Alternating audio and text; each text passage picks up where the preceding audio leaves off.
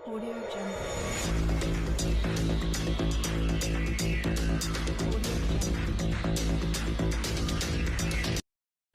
Hello student, आपका exercise 4.3 भी आ गया है। देखिए, इसमें डिवाइड करने का क्वेश्चन है कि 9 से डिवाइड करना है 7.2 को। ये आपका डेसिमल पार्ट से किस तरीके से डिवाइड करते हैं वो भी मेथड आप समझ लीजिए।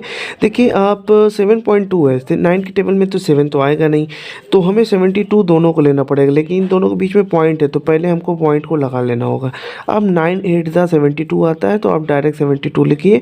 अब ये दोनों कैंसिल आउट हो गया। इस तरीके से ये आपका डिवाइड हो जाता है। यहाँ पर पॉइंट लगाने की ज़रूरत नहीं है, ठीक है। तो आंसर क्या आ गया? 0.8 इसका आंसर है। ऐसे ही आप इसको भी देख लीजिए, 4 के टेबल में 3 तो आएगा नहीं, तो पॉइंट है इन दोनों के बीच में, तो पहले 0 पॉइंट लगा लीजिए।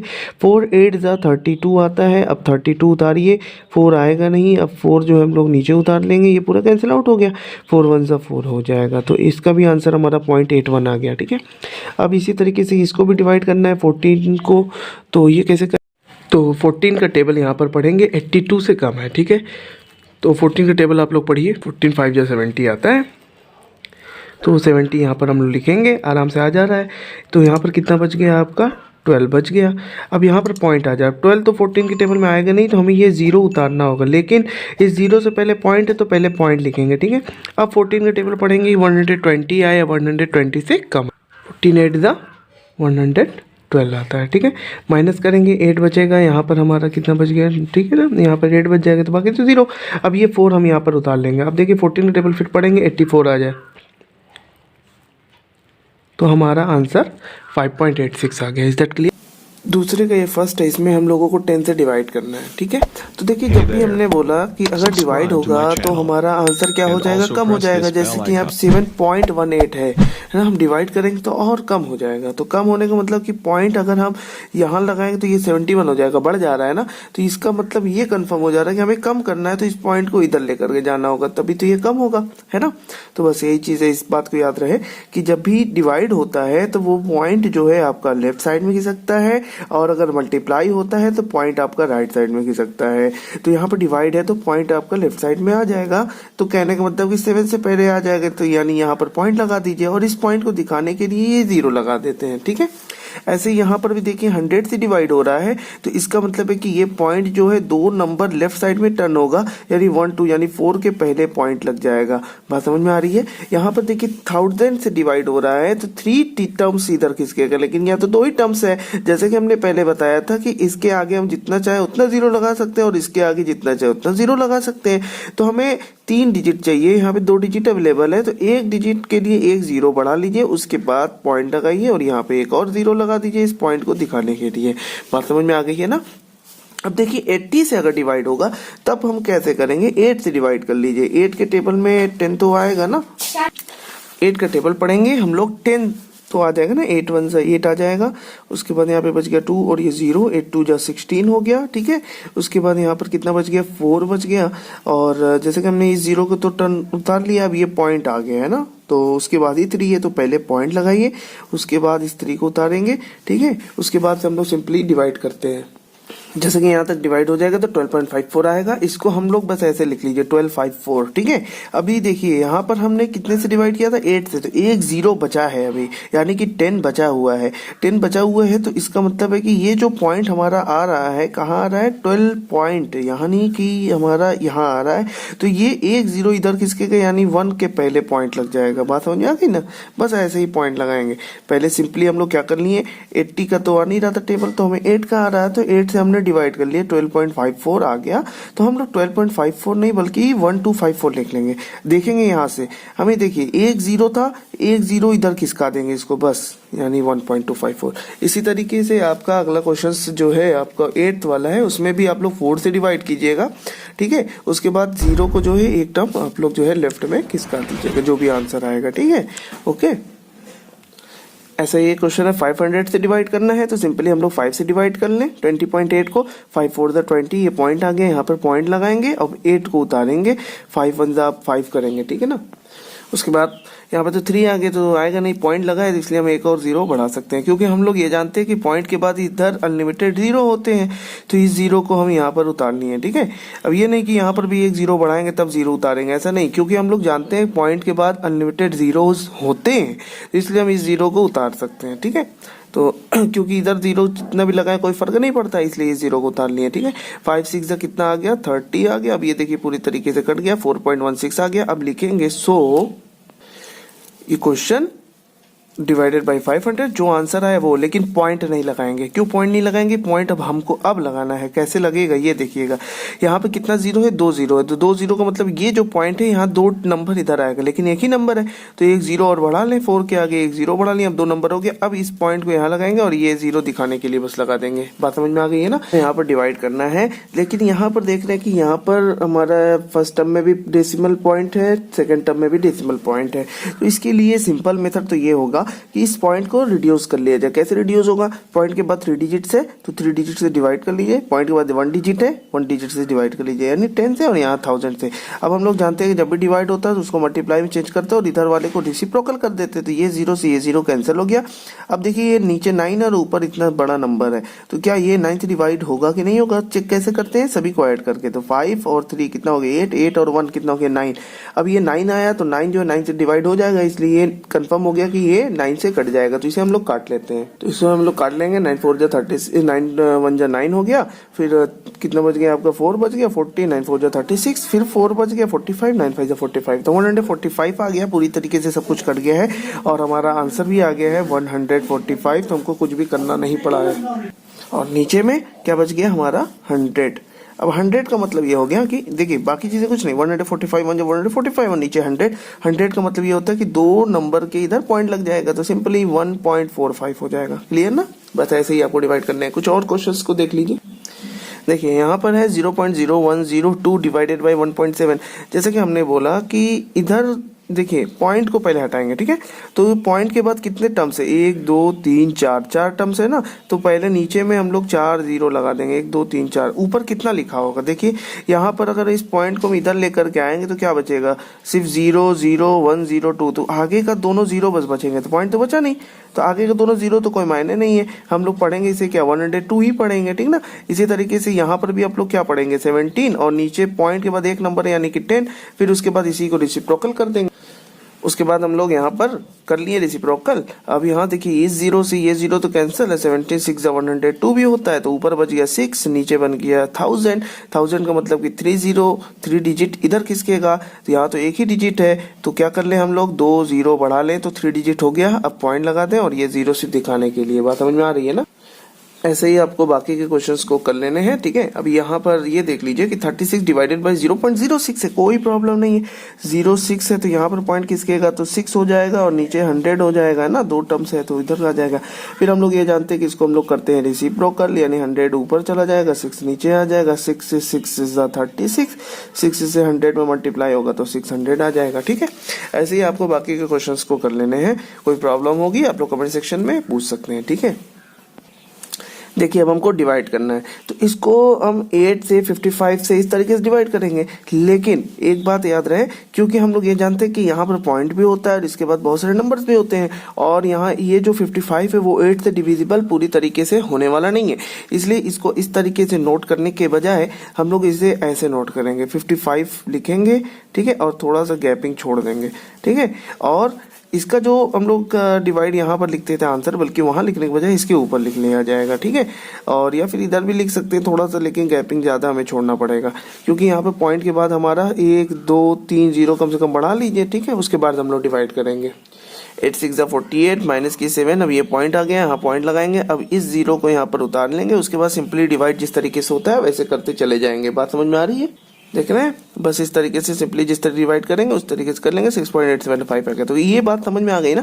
हम लोग इसको डायरेक्ट ऐसे लिखने के बजाय पॉइंट लिख करके 3 0 कम से कम 3 0 लगा देंगे आगे, क्योंकि 0 लगाने से कोई फर्क नहीं पड़ता है, लेकिन ये हमारा डेसिमल में आता है। तो देखिए 3 डिजिट तक हम लेकर के गए तो पूरी तरीके से डिवाइड हो गया, कट गया, ठीक है। और नहीं भी कटता है तो भी पर छोड़ देंगे, इसे 3 डिजिट तक आप लेकर के जाएंगे। बात समझ में आ गई है? ऐसे ही आपको बस डिवाइड करनी है, बाकी की में भी आप लोग कर लेंगे। देखिए यहाँ पर मैं भी शायद आप लोग आकर के फंस जाएं, क्योंकि ये 7 जो है छोटा डिजिट दिया है और ये 16 से डिवाइड करने को कह रहे हैं। तो हमने बोला कोई मुश्किल नहीं, हमने क्या बोला है कि पॉइंट लगा करके कम से कम 3 जीरो बढ़ा लीजिए, ठीक है। अब देखिए यहाँ पर 7 तो आएगा नहीं, हमें यानी कि 70 पूरा लेना पड़ेगा। तो इन दोनों के बीच में पॉइंट आ रहा है, तो पहले पॉइंट को दिखाना होगा, तो पॉइंट दिखाएंगे और ये जीरो लगा देते हैं ताकि हमें नजर आए कि हाँ ये पॉइंट है, ठीक है। तो हमें पहले पॉइंट लगा लेना होगा, उसके बाद ही हम लोग 7 और 0 70 को पूरा लेंगे, ठीक है। आप 16 का टेबल पढ़िए कि 70 से कम आ जाए। ठीक है, सो 16 हम लोग डिवाइड किए, 16 4 जा 64, माइनस किए 60, फिर 3 से किए, फिर इस तरीके से 7 से किए, 8 तक आ गया। अब देखिए यहाँ पे 8 आ रहा है, लेकिन अगर हम एक 0 और बढ़ा देते हैं तो 16 5 जा 80 आ जाता है ना, इसलिए बढ़ा लेते हैं ताकि ये पूरी तरीके से ये खत्म हो जाए। 0.4375 ये आ गया। वैसे आप यहाँ तक भी करेंगे तो भी कोई बात नहीं है, ठीक है, लेकिन पूरी तरीके से डिवाइड हो रहा था तो कर लिया गया। सो इस यहाँ तक में आपका सारे क्वेश्चंस में भी आपके एक्सरसाइज 4.3 के लग जाएंगे, लेकिन इसके बाद भी अगर नहीं लगता है तो आप लोग पूछ लीजिएगा, ठीक है। आते हैं एक्सरसाइज 4.4 में। यहाँ पर क्वेश्चन दिया गया है कि मीनू बॉट करती है 15.5 लीटर ऑयल जो है वो वेजिटेबल ऑयल खरीदती है। कितने का खरीदती है? 1122.20 रुपीस का ये खरीदती है। तो इसका पूछ रहा है कि 1 लीटर का कॉस्ट कितना होगा। देखिए टोटल वो 15.5 लीटर खरीदती है इतने का, तो 1 लीटर का हमें पता करना है। तो सिंपली हम क्या करेंगे, इसमें इससे डिवाइड कर देंगे, ठीक है। तो जैसे कि हम लोग डिवाइड करते हैं तो ऐसे ही सिंबल लगा करके कर लेते हैं। डायरेक्ट हम डिवाइड करने के बजाय इस पॉइंट को पहले रिड्यूस करेंगे, ठीक है ना। तो रिड्यूस करने के लिए क्या करेंगे, पॉइंट के बाद 2 टर्म है तो इसका मतलब कि 2 जीरो, पॉइंट के बाद 1 टर्म है यानी कि 1 जीरो, बस यही हम लोग कर लेंगे। पॉइंट हट गया, उतने जीरो से हम लोग डिवाइड कर लिए। इससे फायदा क्या हुआ, पहले तो 1 जीरो से ये 1 जीरो कैंसिल कर लीजिए, ठीक है ना।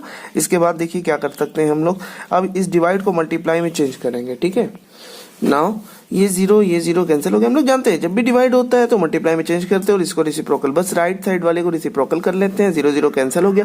अब देखिए 155 से अब डायरेक्ट बस इसको डिवाइड करना है, इसके अलावा और कुछ नहीं करना है। तो सिंपली हम लोग अब क्या करेंगे, 155 डिवाइडेड बाई 11222, इससे अब हम लोग डिवाइड कर लेंगे। डिवाइड करना तो आता है आप लोगों को, तो इतना बड़े नंबर से डिवाइड करने की जरूरत नहीं है। बस 15 का टेबल पढ़ लीजिए। 15 के टेबल में 112 या 112 से कम कितनी बार में आएगा, 5 बार में, 7 बार में आएगा। 15 7 जा 100, ठीक है ना। 105 तो आ जाता है जो कि कम है। तो बस 105 को रफली आप लोग क्या कर लीजिए, कितने से मल्टीप्लाई कर लीजिए, 7 से। 7 बार में आ रहा था, हम लोगों ने चेक किया 155 जो आ जा रहा था, तो 155 को 7 से मल्टीप्लाई कर लीजिए। 7 5 सा कितना जा रहा है, 1085। कितनी बार में आ गए, 7 बार में आ गए। तो यहाँ पर इसको रखिए और इसको बाद इसको माइनस कर लेते हैं, ठीक है। आगे 337 और 2 यहाँ पे उतार लिए। अब फिर 15 का टेबल फिर पढ़ेंगे, 37 से कम है, ठीक है। 15 2 जा 32, 15 2 जा 30 आता है। फिर 155 को अब 2 से मल्टीप्लाई करके चेक कर लेंगे, ठीक है। तो आगे हमारा 310, तो यहाँ पर ये उतार लेंगे। इसके बाद इसको यहाँ 2 और ये कितना बच गया, 7 में से 1 गया तो 6। अब ये पॉइंट लगाएंगे, 0 बढ़ाएंगे, इस तरीके से नंबर हमारा बढ़ता चला जाएगा। तो बस 72 रुपीज समथिंग होगा ना, चूंकि रुपीस में है 72 पॉइंट समथिंग में इसका पर लीटर का कॉस्ट आएगा। तो चूंकि कॉस्ट पूछा था तो बस आप लोग आंसर में लिख देंगे कि 72 रुपीज पर लीटर कॉस्ट पड़ रहा है। इसके बाद हमारा बढ़ता चला जा रहा है तो पॉइंट में समथिंग आएगा, तो यहीं पर हमारा आंसर हो जाएगा, ठीक है। तो सेकंड जो प्रॉब्लम है क्वेश्चन में है आपके सामने कि Neeraj travel in 17 kilometre. Question में है Neeraj travel 11.05 kilometre in 17 minute by a car. How many kilometre will he travel is 19.5 minutes. कहने का मतलब है कि नीरज जो है वो 17 मिनट में इतना किलोमीटर ट्रेवल कर लेता है, तो 19.5 मिनट में वो कितना ट्रेवल करेगा। सिंपल है कि हमेशा 1 मिनट का निकाल लीजिए, उसके बाद जितना भी पूछ दे उतने से बस मल्टीप्लाई कर दीजिए।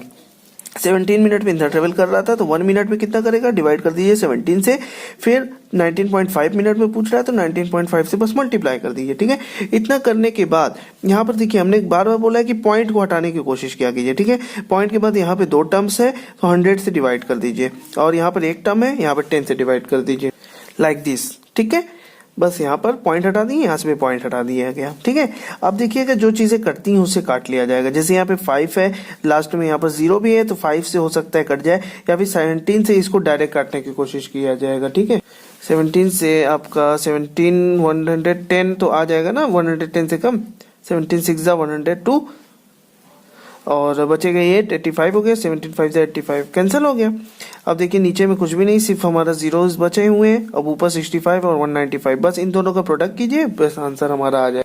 हमारा आ जाएगा इन दोनों का प्रोडक्ट करने पर इतना, और नीचे 100 और 10 यानी कि 1000 आ जाएगा। ठीक है, ये सारी चीज़ें किलोमीटर में थी, किलोमीटर किलोमीटर, यहाँ पर भी लिख दीजिए किलोमीटर। ठीक है, अब देखिए पॉइंट हम लोग कितने नंबर के बाद लगाएंगे, 30 है तो 3 नंबर के इधर पॉइंट आ जाएगा, यानी 12 के बाद, यानी 12.675 किलोमीटर। ईजी है, बात समझ में आई है ना।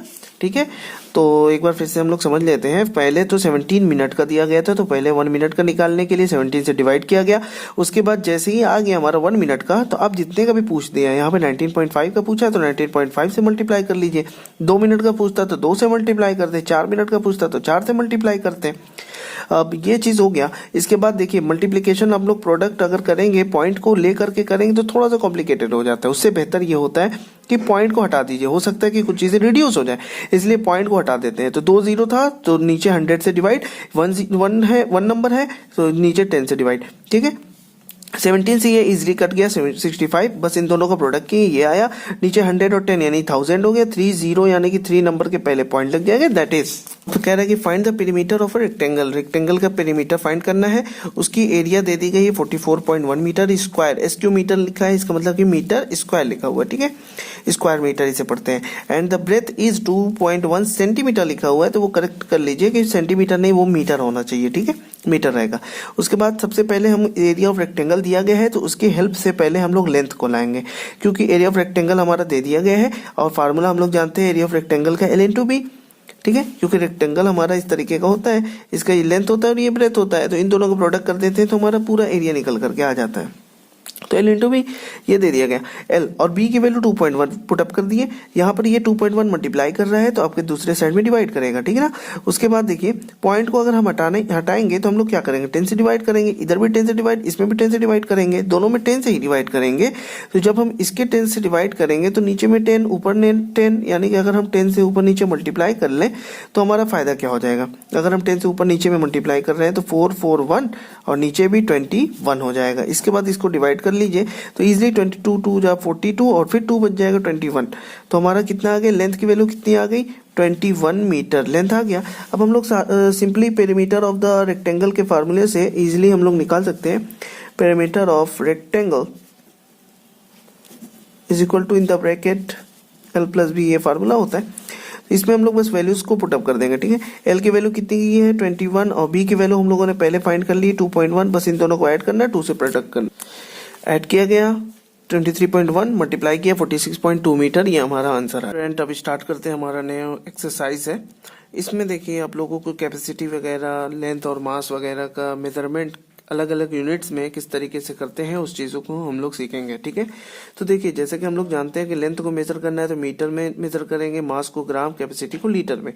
ये मेन आपका मेजरमेंट का जो मेथड है वो है। ठीक है, लेकिन इसका और भी बहुत सारे यूनिट्स होते हैं, जैसे किलोमीटर, सेंटीमीटर, मिलीमीटर, और भी बहुत सारे हैं ना, डेकामीटर एक्सेट्रा, बहुत सारे हैं।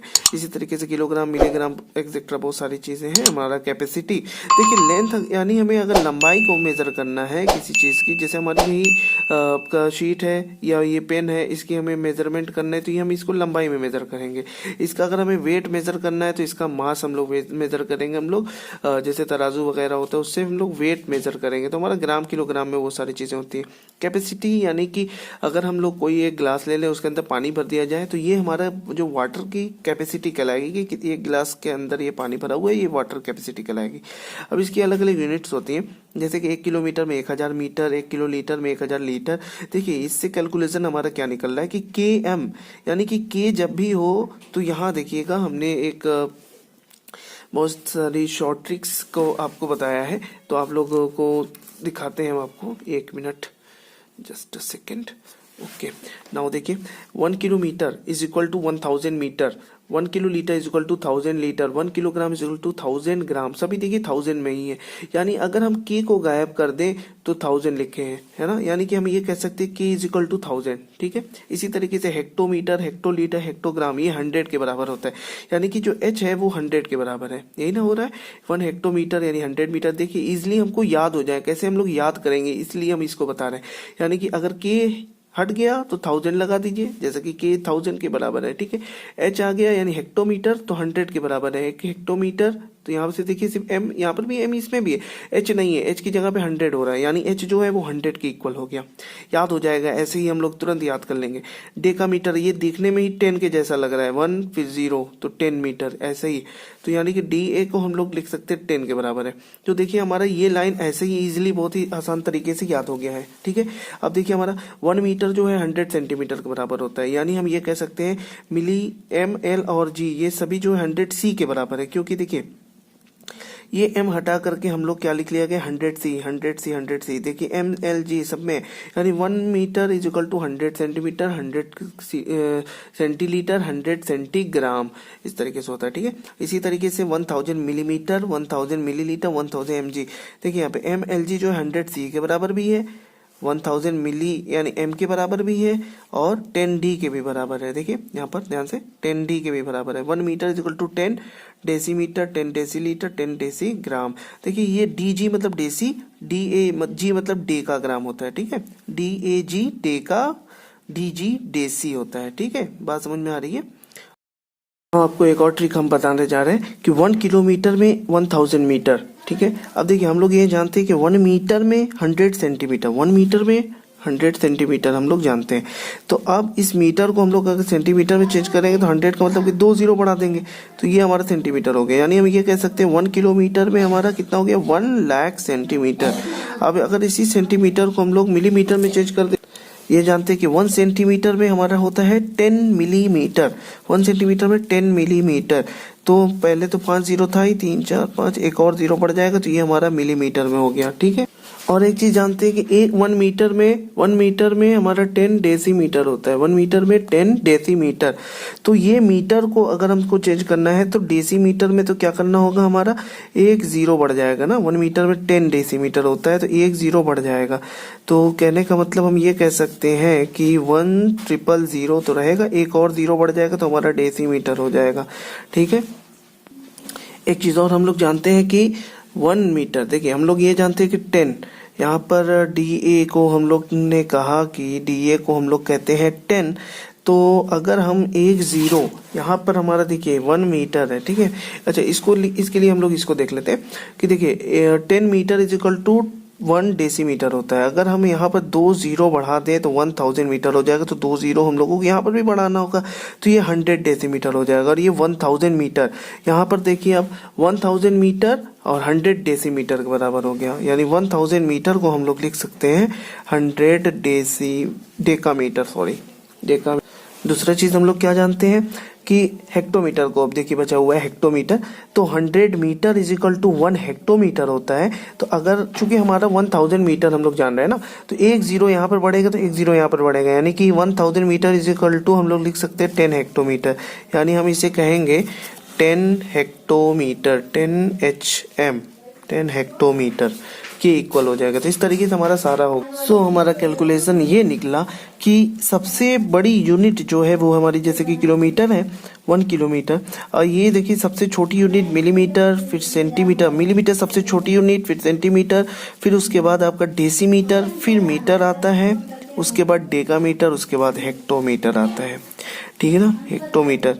उसके बाद आपका डायरेक्ट आ जाता है किलोमीटर। कहने का मतलब कि किलोमीटर जो है सबसे बड़ी यूनिट और मिलीमीटर जो है आपका सबसे छोटी यूनिट। ये देखिए सबसे हमने लाइन से लिख दिया गया है कि सबसे छोटी यूनिट से लेकर के बड़ी यूनिट तक का हमने लिखा। सबसे बड़ी यूनिट देखिए सबसे छोटी, उससे बड़ी, उससे बड़ी, उससे फिर उसके बाद आपका किलोमीटर आ जाता है। देखिए सब में एक एक जीरो कम होता चला गया है ना। बहुत ही ईजिली हमने ये फाइंड कर लिया। अब हम लोग एक्सरसाइज में आएंगे, ठीक है। सो स्टार्ट करते हैं। देखिए यहाँ पे कन्वर्ट करने को कहा है मिलीग्राम से किलोग्राम में। जैसे कि हम लोग जानते हैं कि सबसे बड़ी यूनिट होती है किलो, सबसे छोटी यूनिट होती है मिली, है ना। तो ये सबसे छोटी यूनिट दी गई है और ये किलोग्राम दिया हुआ है। हम लोग ये जानते हैं कि 1 किलोग्राम इज इक्वल टू 1000 ग्राम, हम लोग ये जानते हैं। और 1 ग्राम इज इक्वल टू हम लोग क्या जानते हैं, 1000 पहले लिखे। 1 gram is equal to 100 milligram हम लोग जानते हैं ना, 100 मिलीग्राम। जैसे कि हम लोग पहले यूनिट्स, तो 1 ग्राम में हम लोग पहले जानते हैं 1000 मिलीग्राम, ठीक है, यानी कि टोटल 60 हो गया। लेकिन क्वेश्चन उल्टा कहा था, मिलीग्राम से किलोग्राम में चेंज करने को कह रहा है, तो इस मिलीग्राम को 1 कर दीजिए। कहने का मतलब कि 1 मिलीग्राम इज इक्वल टू क्या हो जाएगा, 1 अपॉन कितना जीरो है, 3 3 6 जीरो, 1 2 3 4 5 6। अब ये हमारा किलोग्राम हो जाएगा। बस कुछ ही यूनिट्स को हमको जानने हैं, जैसे कि 1 किलोग्राम में 1000 ग्राम और 1 ग्राम में 1000 मिलीग्राम, ये हम जानते हैं।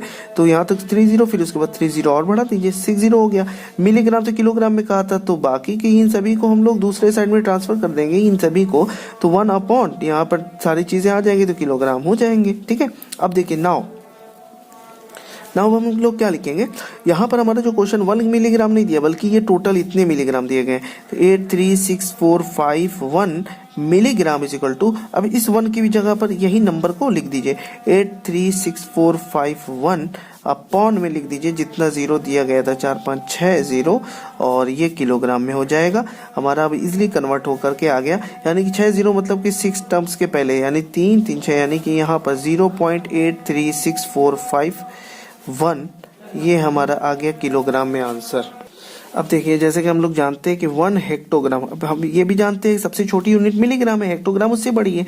तो सबसे पहले हेक्टोग्राम, 1 हेक्टोग्राम हमने बोला था H हो तो 100, H की जगह पे बस 100 लिख दीजिए, तो 100 हो गया। और ये क्या हो जाएगा आपका 100 ग्राम।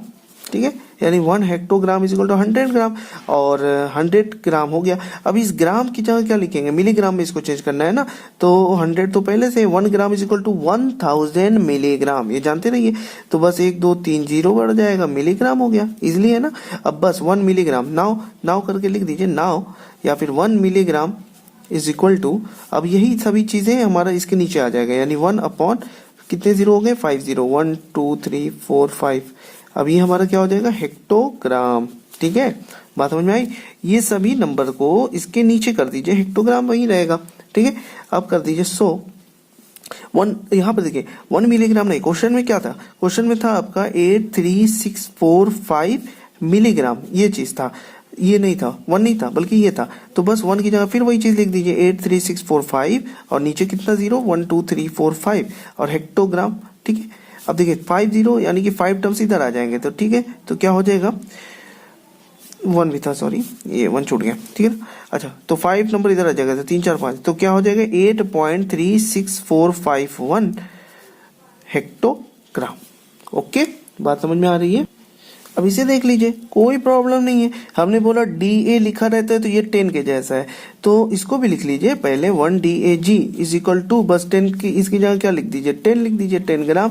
फिर वही चीज, ग्राम आ गया, ग्राम को मिलीग्राम में चेंज करना है तो 3 जीरो लगा देंगे, 1 2 3 और जीरो बढ़ गया, मिलीग्राम हो गया। फिर इसको वही क्या करेंगे, 1 मिलीग्राम बना देंगे, 1 मिलीग्राम बन गया। फिर इन सभी चीजों को इधर नीचे भेज देंगे, यानी कि 1 अपॉन 1 2 3 4 जीरो, फिर ये हमारा DAG हो जाएगा।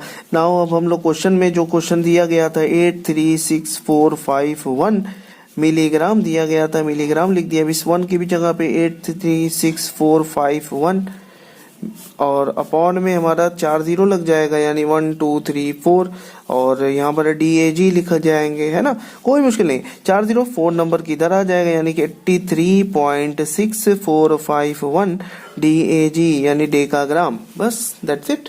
अब ये तो बिल्कुल ही इजी हो गया।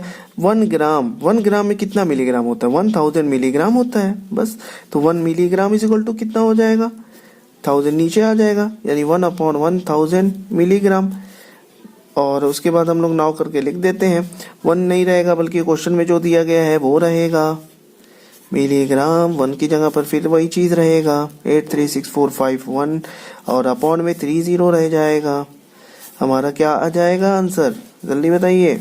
यहाँ पर क्या हमने सही लिखा है, बिल्कुल गलत लिखा है, यहाँ पर क्या होना चाहिए। ठीक है, अच्छा 3 जीरो, यानी कि यहाँ पर पॉइंट लग जाएगा, 836.451 ग्राम में आंसर आ गया। यही ग्राम में आंसर लाने को कह रहा है, ग्राम में आ गया। नाउ ये तो DG आ गया, DG जो कि बहुत ही छोटा यूनिट है, तो इसके लिए हम लोग ये जानते हैं 1 gram is equal to 10 DG, बहुत बड़ा यूनिट है। तो इसको हम लोग क्या करेंगे, देखिए DG को पहले हमें DG में चाहिए ना, तो DG हमको यहाँ रहना चाहिए था, है ना, तब तो हमारा काम बनता। तो 1 DG, यानी कि 1 DG इज इक्वल टू क्या हो जाएगा, 10 नीचे आ जाएगा, यानी 1 अपॉन 10 ग्राम हो जाएगा। अब देखिए 1 DG इज इक्वल टू आ गया, अब हमारे DG में ही चाहिए था, DG में हो गया। अब इस ग्राम को मिलीग्राम में चेंज करेंगे, ठीक है। तो 1 अपॉन 10 तो रहने दीजिए पहले। अब 1 ग्राम में कितना मिलीग्राम होता है, 1000 मिलीग्राम होता है, 1000 मिलीग्राम, ठीक है। इनटू होता है यहाँ पर। अब ये जीरो कैंसिल हो गया, आ गया कितना हमारा 100 मिलीग्राम, यानी 1 dg इक्वल टू 100 मिलीग्राम। बहुत ज़्यादा कुछ यूनिट हमें याद रखने की ज़रूरत नहीं है, कुछ ही बस यूनिट याद रखने की ज़रूरत है। जैसे कि अभी हमारा डेकाग्राम था, तो वहाँ पर हम लोग क्या लिखे थे, 10 लिखा गया था, है ना, 10 लिखा गया था। लेकिन यहाँ पर हम लोग 10 को डिवाइड करेंगे, ठीक है, 10 डिवाइड करेंगे, इस बात याद रहे। जब DA हो तो 10 हम लोग लिखते हैं ऊपर, और जब D हो सिर्फ तो 10 नीचे लिखते हैं, ठीक है, बस इस बात का याद रहेगा, ठीक है, ओके। जैसे कि एक बार हम आपको फिर से इसी चीज़ को दिखला देते हैं। देखिए यहाँ पर DA, तो यहाँ पर हमने 10 ऊपर लिखा, और यहाँ देखिएगा नीचे में DG, तो 10 हमने कहाँ लिखा, नीचे लिखा, ठीक है ना, बस यही चीज़ है, याद रहे इतनी बातें। तो बस 100 mg, उसके बाद बहुत कुछ याद रखने की ज़रूरत नहीं है। अब 1 मिलीग्राम, चूंकि मिलीग्राम में ही दिया तो 1 मिलीग्राम नीचे आ जाएगा, 1 मिलीग्राम इज इक्वल टू, अब ये हमारा क्या हो जाएगा, 1/100 मिलीग्राम हो गया। अब हम लोग 100 करके लिख सकते हैं आगे कि क्वेश्चन के अकॉर्डिंग क्या हो जाएगा। क्वेश्चन में दिया गया था 836,451 मिलीग्राम इज इक्वल टू 836,451, और अपॉन में नीचे 100 मिलीग्राम, यानी कि 2 जीरो का मतलब 2 नंबर पहले पॉइंट लग जाएगा, 836,451 मिलीग्राम में आंसर आ गया। सॉरी DG में ना, DG मिला रहे थे हम लोग, डेसीग्राम में आंसर आ गया। हम लोग देखिए क्या जानते हैं, जैसे कि हम लोग ये जानते हैं 1 मीटर में 100 सेंटीमीटर जानते हैं, वैसे ये 1 ग्राम में 100 सेंटीग्राम होगा, ठीक है, 100 सेंटीग्राम, लेकिन सेंटीग्राम में चाहिए तो 1 यहाँ भी चाहिए, कहने का मतलब 100, तो 1 सेंटीग्राम इज इक्वल टू क्या हो जाएगा, 1/100 ग्राम हो गया, ठीक है। अब इस ग्राम को चेंज कर देते हैं किसमें, मिलीग्राम में, तो 1/1000, और ग्राम की जगह 100 ना, 1000 मिलीग्राम। अब ये दोनों जीरो कैंसिल हो गया, यानी आ गया आपका 10 मिलीग्राम। हम इसे लिख सकते हैं, सो 1 मिलीग्राम इज इक्वल टू 1/10, क्या चीज, क्वेश्चन के सेंटीग्राम, ठीक है, 1 मिलीग्राम इज इक्वल टू 1/10। अब क्वेश्चन के अकॉर्डिंग नाउ, क्वेश्चन में था आपका 836,451 मिलीग्राम, 1 की जगह फिर वही चीज 836,451, और अपॉन में सिर्फ 10 सेंटीग्राम, यानी कि एक नंबर के बाद पॉइंट लग जाएगा, 83645, फिर उसके बाद पॉइंट, फिर 1 सेंटीग्राम, ठीक है। देखिए ऐसे ही आपके बाकी क्वेश्चंस को करने, जैसे यहाँ पर हमारा मिलीग्राम से किलोग्राम में चेंज करना था, अब किलो लीटर से मिलीलीटर में, सेंटीलीटर में, बाकी इस तरीके से वर्क करने हैं, ठीक है। तो कोशिश कीजिएगा आप लोग इसे करने की, नहीं आता है तो हम बताएंगे, ठीक है। तब तक के लिए बाय बाय।